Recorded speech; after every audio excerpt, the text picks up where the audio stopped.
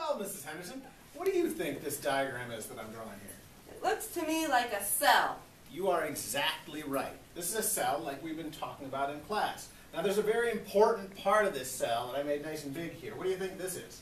This is the nucleus. She's right. That is the nucleus of the cell, where the genetic material is kept. Aren't these things called chromosomes, Professor Smartycorn? You are exactly right.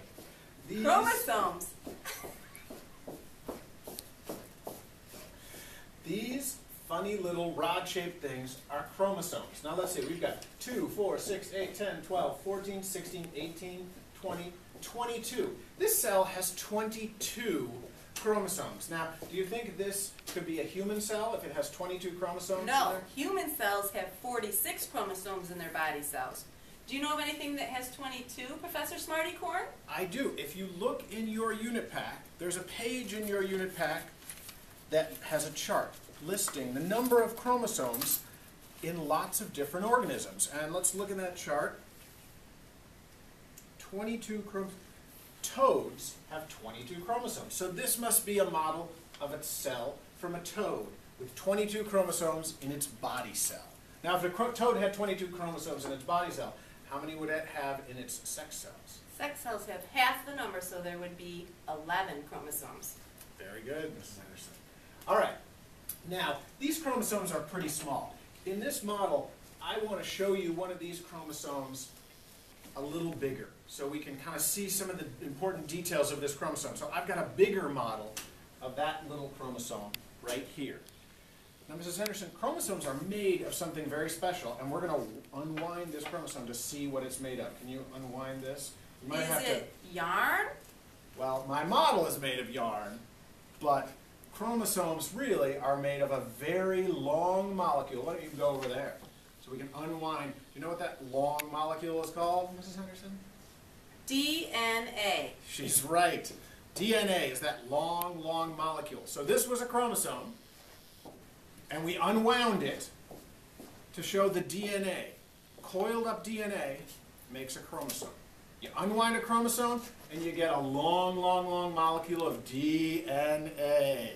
Last year, I learned that when the cell is just hanging out, the DNA does not coil up, but when it gets ready to divide, the DNA coils up into this rod-shaped structure known as a chromosome. That's right. So this cell must be ready to divide because you can see the chromosomes in the nucleus. This cell's ready to divide. The DNA has coiled itself up into chromosomes.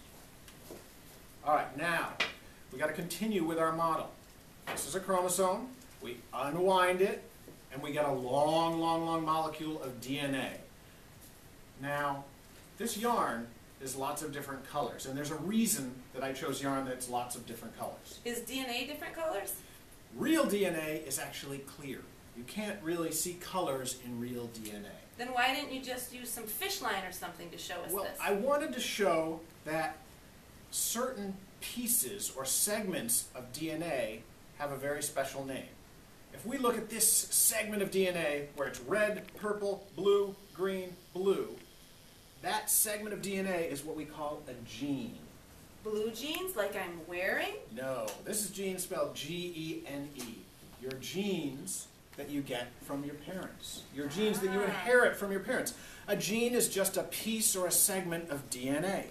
So this gene right here might determine my eye color, for example. That's right. This red, purple, blue, green, blue, that might be the gene for blue eyes. Well, what if I had a chromosome and the sequence for where eye color should be is red, yellow? Red, yellow? Okay. If red, purple, blue, green, blue meant blue eyes, red followed by yellow might be brown eyes. This would be the gene for blue eyes. That's the gene for brown eyes. So if you were born with those genes, you'd have blue eyes. Mm-hmm. If the gene was this sequence, you would have brown eyes. Brown eyes. That's right. Cool. Okay. So that's just another chromosome with a different sequence of DNA. These chromosomes look a lot different. Well, chromosomes don't all look exactly the same. You can see in this toad, some chromosomes are big, some chromosomes are shorter, Some are a little bit lumpy looking, some are skinny, but chromosomes are all made of coiled up DNA. These are both chromosomes, even though they look a little bit different, because they're both made of a long strand of coiled up DNA. I get it. All right. Hey, let's go over to our diagram that the students are going to draw of the model. Okay. So in this diagram, here's the chromosome, and then as it's uncoiled, this part here, it represents the DNA. And if we look at just one short segment of the DNA, we call that a gene.